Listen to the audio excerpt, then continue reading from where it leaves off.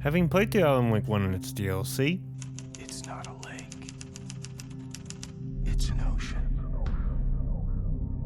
and Alan Wake's American Nightmare, It's my life! It's my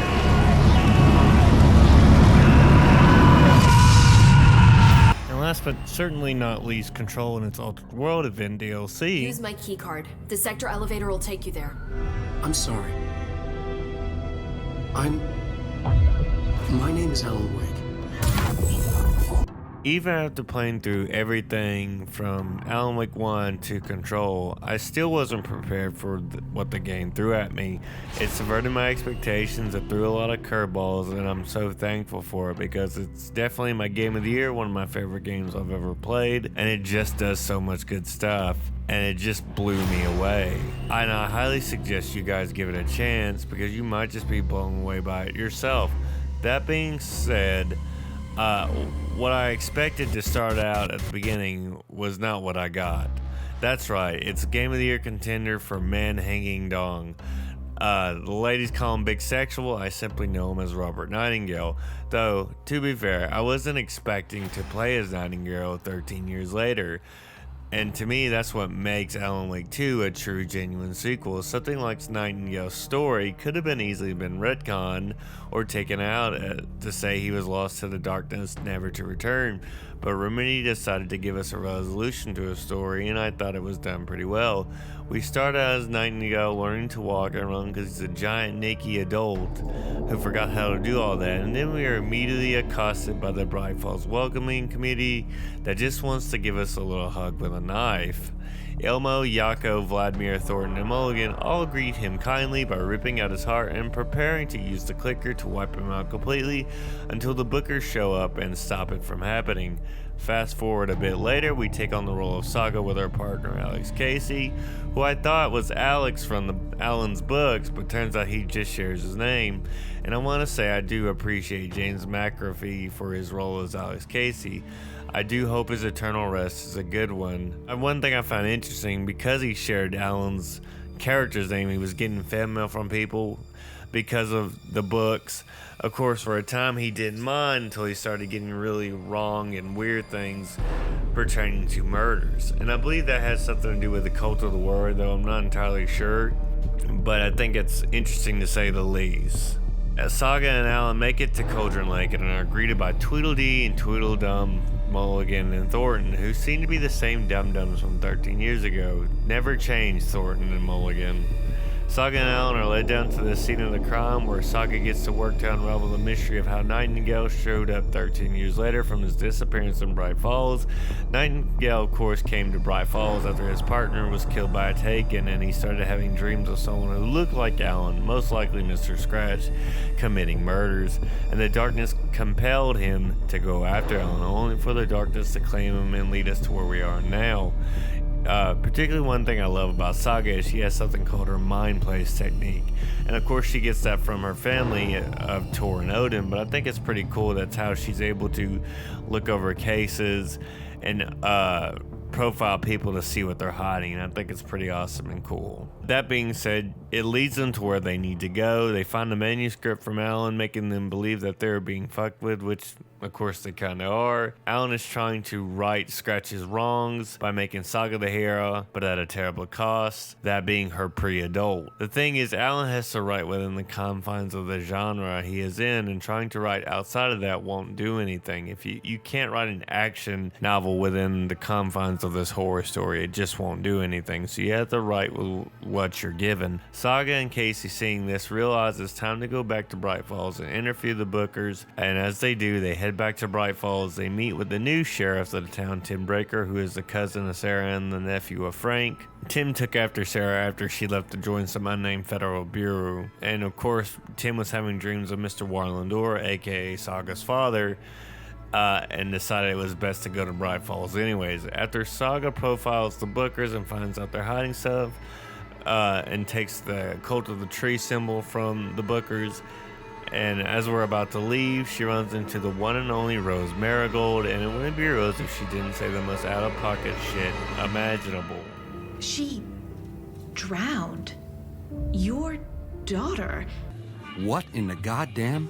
Okay, before we really dive in to discuss the story of Alan Wake 2, really dive into it, I want to talk about the two things that I really enjoy about this game that I noticed my second time around playing through the final draft. Is the first thing, each victim at the murder site coincides with the person that Saga takes out throughout the course of the game. So the missing FBI agent, Nightingale, the actress, Cynthia, the two boys in blue, Thornton and Mulligan. I thought that was pretty interesting that each of these victims at the murder site are people that Saga takes out. And I really like that. It's a really interesting way to do the story and have both sides connected in some way, shape, or form. And the other thing, what I really like, is throughout the course of the game, Alan is constantly touching the center of his forehead. We know now because of the final draft that he has become master over many worlds. So he's constantly touching his forehead where he essentially ascends and becomes this great holder of and keys of many worlds. And I really like that. I really like that kind of storytelling, that if you're not paying attention and you don't notice it, you're not going to really catch it. That being said,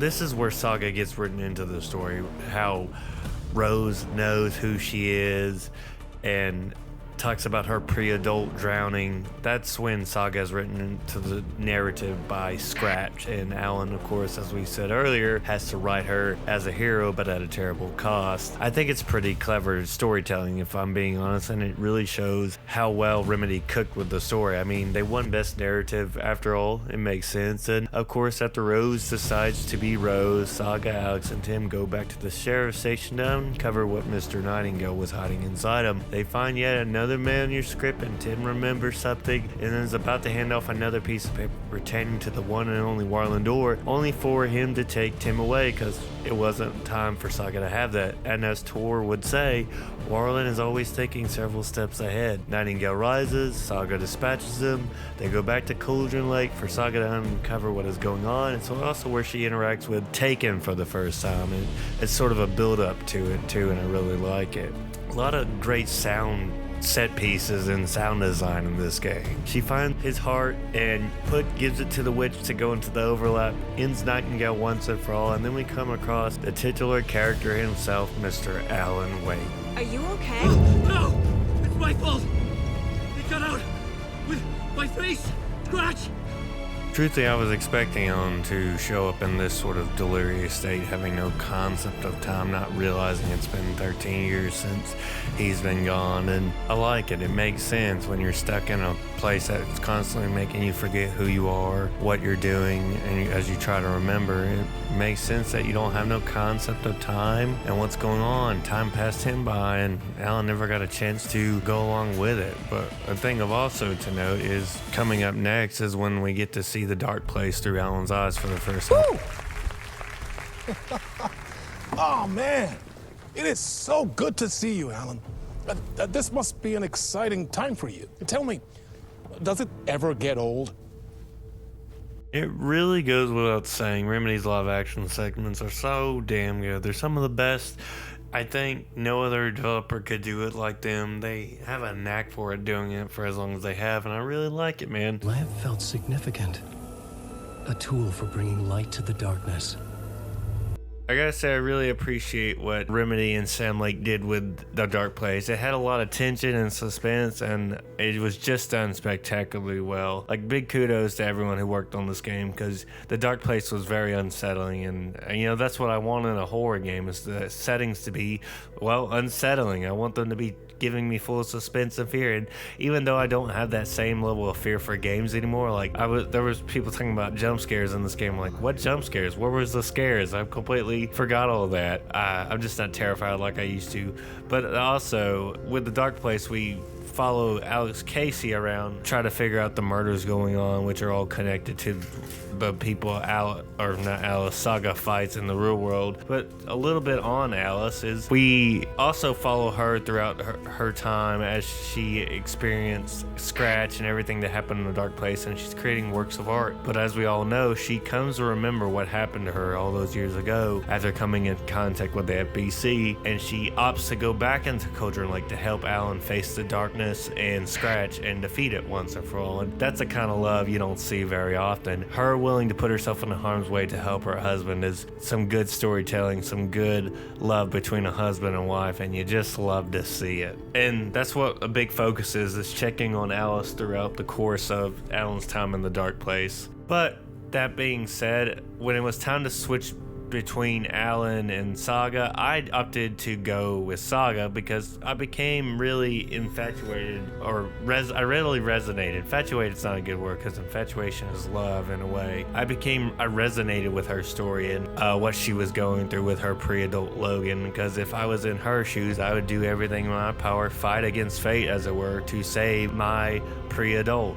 For those wondering why I'm saying pre-adult, if I say the other word, YouTube will nuke this from orbit. I know that sounds weird and clunky, but I have to say it for all intents and purposes, because the other word, well, you'll never see this video. As I started out with Saga, I ended up going to Watery and meeting the wonderful Elmo and Yako, as well as getting told to shut the hell up because Ati was singing. That was one of my favorite moments. Elmo and Yako look at Saga as someone they've always known for years, their best friend. They cared about her, they mourned with her, that sort of thing. But of course, this is also at the point where Saga is officially more so into the story than she ever was.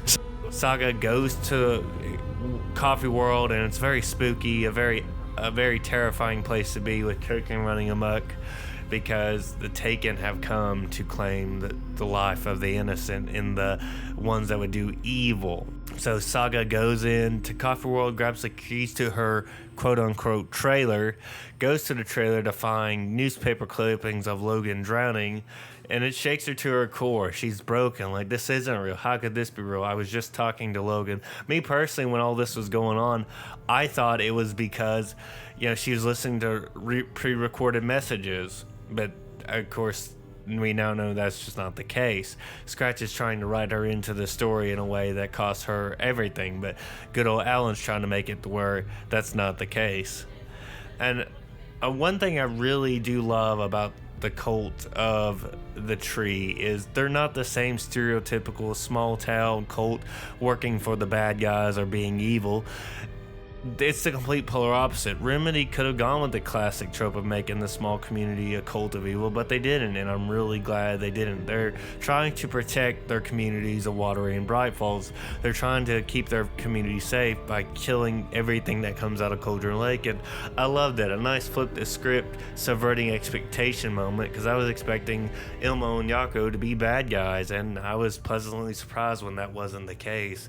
Well done, Remedy. You did good. Thank you so much for not playing the same tired trope everyone else does. But as we leave the trailer, we're greeted by the two lovable sheriff idiots, Thornton and Mulligan, who, surprise, surprise, have become taken because they took the life of an innocent woman who they thought was taken. Bunch of morons. And honestly, I'll be honest with you, they deserved their fate. No improvements to their character, not trying to be a better person. They're clearly small-minded, small town, small-minded, and they clearly deserved their fate. And of course, they also have the clicker, so Saga has to dispatch them and take them out. We get the clicker, we go back to head our way back to Bright Falls. Alan and Casey are having a good time, chewing the fat, smoking some kush, drinking coffee, and then their slice of paradise is ruined by none other than Ilmo, Yako, and Vladimir and the cult of the tree. So Elmo and Yako make their move. Casey leaves to try and deal with the cult. Cultists move in on Alan. Scratch awakens, takes them out. Alan gets away for a bit, and then the FBC show up, and that's when, for me, shit really got real. So Saga goes, gets taken off the case. She goes, reunites with Tor and Odin. It's a really heartfelt moment, and I really love it. And it's a really, really heartfelt moment between Saga and Tor, and he pretty much says the same thing. We're not defined by the story. The story doesn't control us. We're Andersons. We're powerful. And this is also, of course, where he reveals to her, we have powers. We're special, and I really like it. It sucks that Tor and Odin and Warland had an altercation, but as we all know, they make up. But he wants to reunite with his granddaughter and try to have the family that he never had because of his poor choices. But it's all under the bridge now, and Saga has resolved she needs to fix the story that Scratch brought her into. Tor says only Tom can fix this, so Saga goes back to the police station, finds it ransacked by Taken. She helps Agent Estevez and Casey turn the power back on, goes to give Alan the clicker only for Scratch to make his move, and unfortunately kill Yako. Love Yako, love Ilmo. It sucks that Ilmo loses his brother, but what do you expect when you play with fire? And that's just how it goes. When you're playing with fire, you're gonna get burned. That being said, Saga and Alan go head to head, with Saga achieving a small victory, and with Saga believing that Scratch was the only one that came out of Cauldron Lake, not Alan, decides to go back with Tor and Odin, Alex, and Estevez to bring him back from the lake. And what we got next was probably one of my favorite moments in this entire game. I want a t-shirt. Show's drawing a crowd. Take an incoming, Anderson.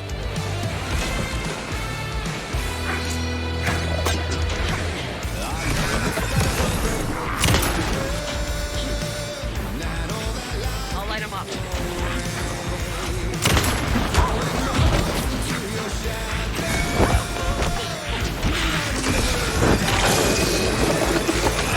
Remedy really went all out on the music in this game. I have been preaching this game for a while now, but it really pleases the eyes and ears. The senses get a lot of love. Remedy went all out. Poets of the Fall is fantastic, though highly suggest listening to their music because I think they're pretty good. And Dark Ocean Summoning is a fantastic one, honestly. I really enjoyed this entire sequence. Playing through it, fighting the Taken, and having that music going off the background was definitely a Game of the Year moment for me. This is not even the moment that solidified it as my Game of the Year, but it came close to. With that in mind, the ritual is completed. Saga activates the clicker, and to her shock, nothing happens. Nothing shows up. What happened to Alan? And we make the realization that Scratch did come along, but so did Alan. And what happens next is arguably one of my favorite moments in a game ever. What the hell? From what I've gathered, you grew up nice and sheltered with mama's pretty stories and your own made-up fury. And mama gave me a magic clicker. Well, yes, I think it's true and fair to say. This game really is pleasing to the eyes and ears. Really, it's just We Sing made this game my Game of the Year. I love musicals. I love songs and games. I'm so happy Remedy got to see their vision through. When you take into account 10 years ago, Sam Lake wasn't sure a sequel would ever get to be made. So truly, I'm very happy for their successes. We Sing is phenomenal. It's wonderful. It's fantastic. Love everything about it. This entire sequence made it a Game of the Year for me, and I'm so thankful I got to experience it and not get it spoiled. So often do things get spoiled in this day and age where everybody's posting something, but somehow I missed it, and I'm quite thankful for it.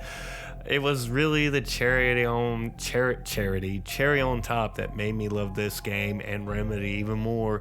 We Sing is a short chapter that leads us into the next really big chapter, and that has us going to the Ocean View Hotel, where we meet none other than the one and only Thomas Zanes, and you kind of expect something to happen when you meet him, and something very, very interesting to say the least does happen when we meet him for the first time.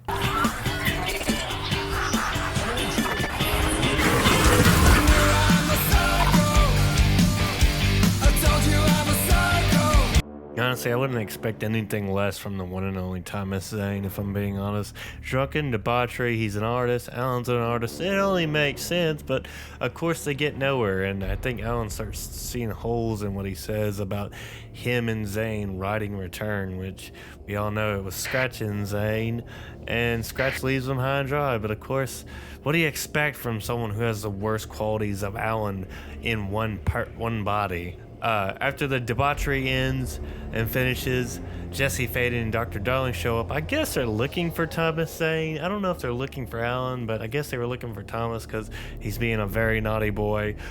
But who knows?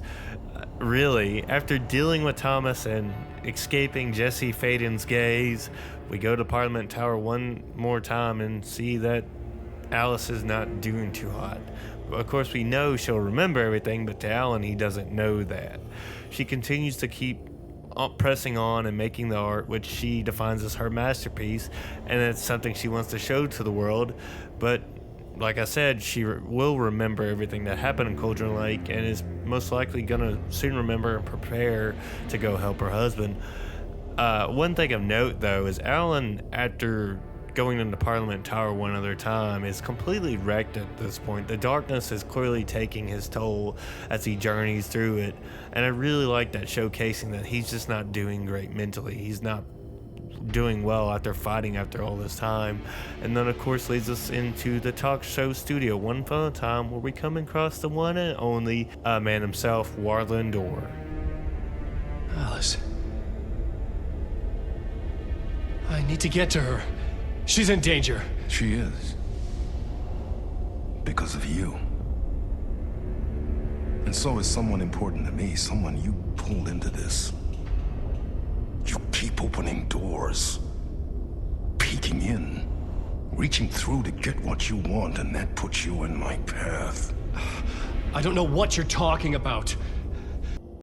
Warlin, I think, was fine with helping Alan till he realized Saga had been brought into this. Like he says, Alan is all about going into doors, peeking in, taking what he wants, but because Warlin Door is a man who controls the doors, it put him in his path. And once Warlin found out that Saga had been brought into this, his paternal instincts kicked in, and he's like, "You're in my path now. You play your part, do what you're supposed to do, but if you don't, if you hurt my Saga anymore, then the consequences are going to be severe." And it's just a lot of familial bonds in this game about reconnecting with family, not being able to see family, knowing that family is looking out for you. But I particularly like that switch coming off when Warlin realized Saga has been brought into this, and he's of course not happy about it.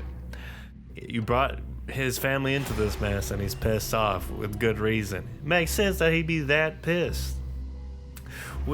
As Warlin disappears to go wherever, Alan runs into Auntie one more time with Auntie telling him what he needs, which is 2 pictures of Alice's, the clicker, and the bullet of light, so he can prepare that for Saga later. He meets Thomas Zane one more time, and because Thomas wants to be a little silly goose, he gets a bullet in his head, because of course he does. And that in turn, with a movie ticket in hand, Alan goes sees the Nightless Night to figure out what's coming to happen next. You see, as we talked about earlier, Alan realized something was off about what Thomas Zane was saying. It wasn't him and Thomas Zane who was writing this return. It was Scratch and Thomas. And I honestly think Alan has every right to be pissed off with Thomas pulling his magic, and he deals with it. As we go to the movie theater, we finish out this story with the detective Alex Casey, and Alan makes it to Parliament Tower one final time, but not before having a conversation with himself, his own Deus Machina, as Alan says, telling him that he'll leave, but he will come back on his own choice, his own decision. Alan drops the statues near the new statue of Alice and walks in one final time to find out that Alice took her own life. But of course, due to the final draft and the first ending, we know Alice did not take her life, but she went back into Cauldron Lake to help Alan defeat Scratch and the Dark Presence once and for all. She remembered all this, obviously, by coming into contact with the FBC. It's so funny how that works out. This interesting organization makes people remember stuff that they may have forgotten. She goes into Cauldron Lake to prepare Alan for what is to come, but of course Alan, not knowing that's the case and having thought he had nothing left to live for, goes into the writer's room to kill who he believes to be a Scratch, but of course it turns out to be none other than another Alan trying to undo everything Scratch created. A bit of a spiral we find ourselves in, haven't we? We then get thrusted back to Saga, and she realizes the cold hard truth. Alan did in fact come back, but Scratch was with him, and he reveals himself once again. And after Saga beats him one other time, Alan is back and free of Scratch, only for Casey to be taken over. Casey dispatches Saga by throwing her into Cauldron Lake, takes the clicker for himself, finally achieving what he set out to do after all this time. But even though Scratch finally succeeds, I believe it's truly his arrogance that's his own undoing. After he creates his new world, he tosses the clicker to the side because he believes who can beat him now that Alan is broken and Saga has been thrown to the dark place. But Alice, being there for her husband, right behind him every step of the way, is there to catch it, to hand it off to Saga when the moment is right. It's so funny that Scratch truly believed he had achieved ultimate victory, only for Alice to be there to snatch it from him at a moment's notice. With everything coming together, Alan knows what he must do. He must go back to where it all started 13 years ago, beat Scratch once and for all. Tor and Odin reassure Alan that they will go after Saga, and after talking with Agent Estevez, he grabs his torch and weapons and goes back to where it all began 13 years ago in Bright Falls. It was a fool's hope. I had no choice. I had to do it. That didn't make me any less terrified.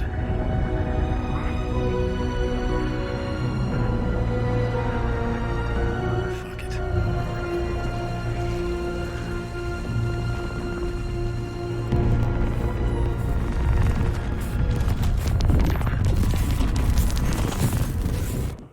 I think subconsciously Alan knew this was going to happen regardless whether he wanted to believe it or not. Alan knew he's the only one to rewrite the story, but he also knows that horror stories just don't have victims and monsters, it has heroes as well. Saga and Alan are the heroes of the story, and only they can be the ones to finally end Scratch once for all. Alan makes the plunge into this narcissistic hellscape of Scratch's own making, where everyone loves him and adores him. The worst qualities of Alan made bare. Alan grabs the book return and goes to the Valhalla nursing home, where he is saved by none other than his #1 fan, Rose. Rose, of course, then tells Alan that she's gotten all of his secret messages, to which Alan replies, I have no idea what you're talking about.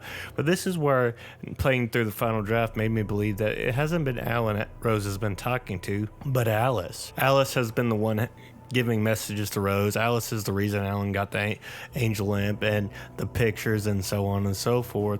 She loves her husband and wants to get him out of the cage he's been put in. When Alan gets to the writer's room, he's greeted by none other than the janitor himself, Audie, waiting to help him one final time. Audie unlocks the door. Alan begins his rewrite to defeat Scratch and help Saga save her family and, of course, Casey. While Alan begins his rewrite of Return, Saga finds herself in the dark place trying to beat the self-doubt that the darkness is trying to instill in her.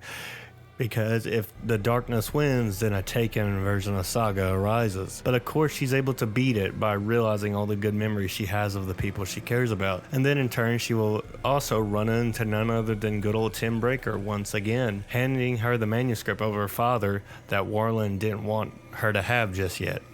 At the beginning of the game. As Tor once said, Warland is always thinking several steps ahead, and he clearly knew when the time was right to give what she needed. She then gets a phone call from Alice, who tells her what to do, and then runs into Tor and Odin, who tell her that they made up with Warland, which I'm honestly not sure how that actually works with them doing the band stuff but being in the real world. Quite a conundrum we find ourselves in, but of course it's a Remedy game, so I guess some things are best left to the imagination. That also tells Saga his and Odin's time as champions of the light is long since gone by, and it's up to her and Alan to finish this. But to also say this isn't the final goodbye, and we'll see each other once again. Pretty heartwarming stuff, if I'm being honest, and it made me shed a tear, not gonna lie. Saga goes to the portal to aid Alan and defeat Scratch once and for all, but of course with the aids of people like Alice and Rose. Without Alice, this wouldn't have been possible had she not remembered everything. I don't think Alan and Saga would have succeeded had she not been there for Alan every step of the way, and with that help, Scratch is gone, Saga saved her family, Alan becomes the master of over many worlds. What does that mean, honestly? To me, I think this means that we will see Alan again. I'm perfectly fine with Alan Wake 2 being the final game if it means we see Alan over other games. I think we'll see him in Remedy properties like Control, the Max Payne remakes, and whatever else Remedy creates, because he is now the keeper and master over many worlds. Like Door, he can go in between realities now. I'm honestly expecting at some point all the Remedy heroes to have to come together at some point to defeat a greater evil, but that's just me. There's honestly no telling what Sam Lake and Remedy have planned after the Alan Wake 2 DLC and Control 2, but I'm sure we will see Saga and the very well-known writer once again as well. This was a pretty long video and it was a lot to talk about today, and I gotta say, Alan Wake 2 is definitely my game of the year. It's arguably one of the best games I've ever played. It just does a lot for me that Resident Evil itself hasn't done in a very long time, and I'm hoping Resident Evil 9 changes things up a good bit because I want to see some creative risk be taken instead of Resident Evil always playing safe. But of course, this is the end of the video. I want to hear from you guys. If you played Alan Wake 2, what did you think of it? Did you enjoy it? Did you not? Let me know down below. And of course, if you enjoyed the content, be sure to hit that like button. Liking the video helps me get pushed further into the algorithm, and if you're feeling super generous, consider subscribing and turning on notification bells. But that's it. That's the video. I love you all. I'll see you all in the next one. Take it easy.